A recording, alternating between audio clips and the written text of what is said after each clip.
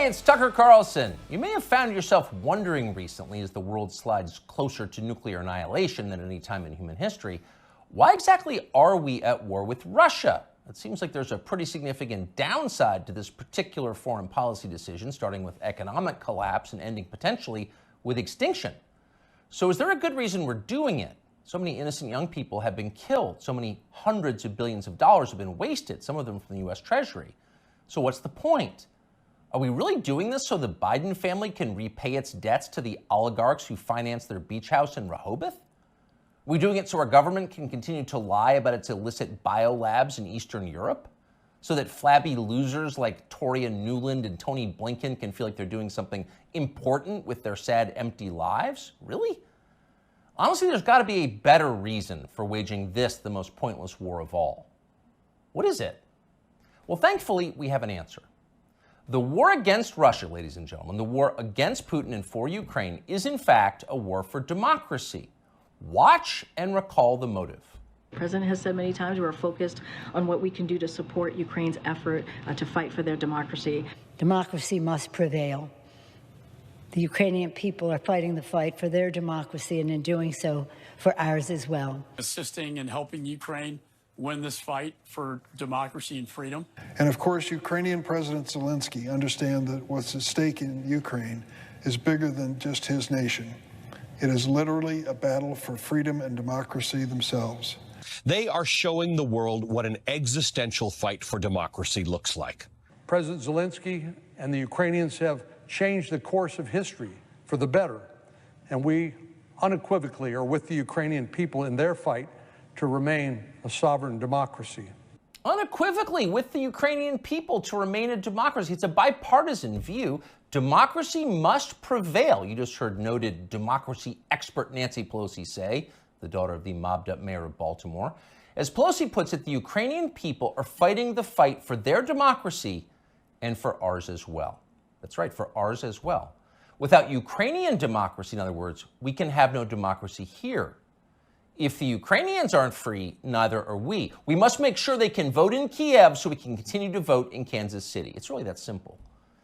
And yet tonight, we regret to tell you that we have a problem. It looks like they're not going to be able to vote in Kiev anymore. And no, for once, it's not Putin's fault.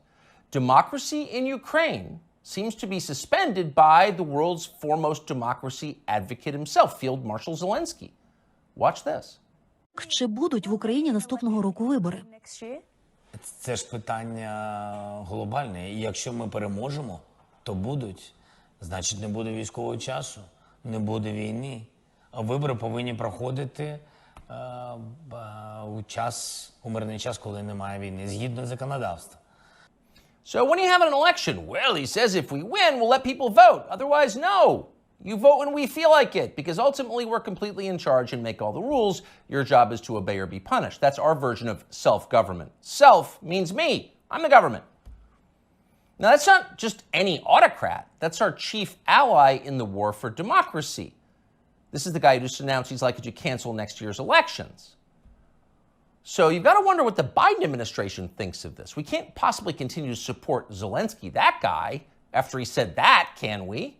Because in a clip less than 30 seconds long, he just blew up our entire rationale for supporting his side in the war. So we can't support him. Oh, of course we can. And we will.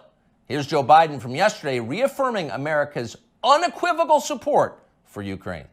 No matter what happened in Russia, we, the United States, will continue to support Ukraine's defense and its sovereignty and its territorial integrity. So to recap, we are currently fighting a war for democracy on behalf of a leader who just casually announced he's happy to end democracy, and our democracy-supporting leaders have no problem with that. In fact, they're strongly for it. Shocked? You shouldn't be. Of course they're for it. You should have seen this coming. Wars for democracy always cancel democracy in the process. That's why our leaders love them. And they all do it, even the virtuous leaders. Abraham Lincoln suspended habeas corpus. The British government under Winston Churchill threw an entire opposition party into prison and let them rot for the duration, in some cases with their families. So in a war for democracy, you can do anything. Imagine what a man might do who has fewer principles. If that man, say, ran Ukraine, he might seize churches, arrest priests, ban all criticism of himself, disappear his political opponents. And that's happening. Just last month, Zelensky threw a man called Gonzalo Lira into prison indefinitely for the crime of daring to write about the Ukrainian government in unflattering ways. Now, what's interesting, what separates this from other such cases, is that Lira is an American citizen. So Joe Biden, who is quite a bit of SWAT, as they say in Ukraine, could have freed Gonzalo Lira within hours. But he didn't. He didn't want to. He didn't say a word about it. He remains in prison tonight. So that makes you wonder, what's the real motive here? When normal people see war, they see death and destruction, sadness and suffering. But that's not what demagogues see. They understand it differently. They know that war means power, mostly for them. During wartime, everything they do can be justified. War is the gravest of all emergencies. Imagine the COVID lockdowns times 1,000 plus drones. Once war breaks out, politicians become gods with the power of life and death. So in a peaceful democracy, you have to debate your political opponents in public, and that's tiresome. But in a war for democracy, you can just throw them in jail or have them executed. You can see that many in Washington are looking forward to that moment. And that may be why they so fervently support Joe Biden, even many Republicans, against a potential opponent, the only opponent who opposes the war in Ukraine. If you were to end the war, their power would evaporate. Last week, a whistleblower produced WhatsApp messages from Hunter Biden, proving that at the very least, his father knew about his influence peddling businesses abroad and probably participated in them. Quote, "I'm sitting here with my father," Hunter Biden wrote to his Chinese partners demanding money. As much as anything reported about the Bidens over the last several years, this was the smoking gun. There it is, right there in the message. That would have been enough to cripple a normal president. It would have been more than enough to keep a normal president from running for office again. But it had virtually no effect on Joe Biden. Most media outlets ignored it completely or tried to spin Biden's relationship with his son as some kind of moral victory.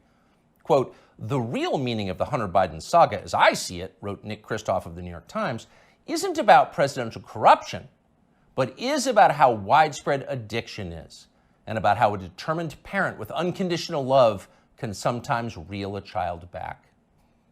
He actually wrote that. And if you doubt it, you should know that view was common. Here's the take from ABC. The Hunter Biden story, the scandal, the this, the that, it's also the story of a father's love. And Joe Biden has never and will never give up on his son Hunter, and will never treat him lesser than. And so he is a father first. Take it or leave it. So a whistleblower produces a text message showing that Joe Biden was in the room with his son when his son was selling influence to an enemy power, the Chinese government. And ABC's take on it, Joe Biden is a father first. Take it or leave it. What accounts for a response like that? Well, that's the way you talk when you've got nothing to fear from an upcoming presidential election. You don't even bother to think of an excuse for your candidate because you don't need to. Your country has electronic voting machines. Joe Biden got 81,282,916 votes in 2020, and you're pretty sure he can do it again. In fact, you know he can. You're not worried. But actually, they should be a little worried. The people who control Joe Biden, Susan Rice, and the rest, know they can continue to run our government, writing the press releases, formulating the policies, and they can do it effectively forever, as long as Joe Biden gets dressed in the morning. And of course, that's their strong preference. These are fervent opponents of change. But the one thing these people cannot control is aging. Joe Biden is old. He's 80 now. He will be 85 at the end of the next term. People imagine that old age is a long, predictable progression from acuity to permanent unconsciousness. But often that's not at all how it actually works. When old people start to slide, they tend to slide fast. Joe Biden has begun that descent. Here he was yesterday. And here's what she wrote to me, and I quote, "You can imagine my joy. She called them right away, and the next day they sent someone out to survey her yard. As Beth wrote, this is the best thing that's happened to rural America since the Rural Electrification Act brought electricity to farms in the 30s and 40s. End of quote." End of quote. You weren't supposed to hear that. Joe Biden read the stage directions out loud. That's like eating the garnish that comes with your entree. You're supposed to know not to do that. Joe Biden no longer does. In a year or two, he will be gone completely, and there will be no hiding it. At that point, the Democratic Party will face a secession problem. If Joe Biden is reelected next year and then forced to leave office during his term due to disability or death, that means Kamala Harris will become president of the United States. And nobody wants that, not even her husband. In real life, nobody likes Kamala Harris. That's not an attack on her. In fact, it's possible to feel pity for someone who's so universally reviled. It is instead an observation of unchanging physical reality like gravity or photosynthesis. Nobody wants Kamala Harris to be president. No one will benefit if she becomes president. So logic suggests there's going to be a change. It's going to have to be somebody else. And whoever that person is going to have to enter the race soon, before the election, after Biden drops out. Who could that person be? We don't know, obviously. This is all just guessing. But we do know whoever that is will have to have two essential criteria. He'll have to be as shallow, ruthless, and transactional as Joe Biden is, and he'll need to have flattery skills that are so polished and advanced they'd be considered superior even in the Saudi royal court. And there's only one man in modern America who fits that description: Gavin Newsom, the governor of California, and perhaps not coincidentally, Joe Biden's new closest friend. I am here, Mr. President, Newsom told Biden at an event the two did together last week. I am here as a proud American, as a proud Californian, mesmerized by not just your faith and your devotion to this country and the world we're trying to build, but by your results, by your action, by your passion, by your capacity to deliver. I am mesmerized by you, Joe Biden. Imagine saying that as a compliment. You couldn't do it. Few human beings could do it. But Gavin Newsom had no problem at all. Those words rolled right off his forked tongue. He never stopped smiling. So if you're looking for the leader of the coup, there he is right there.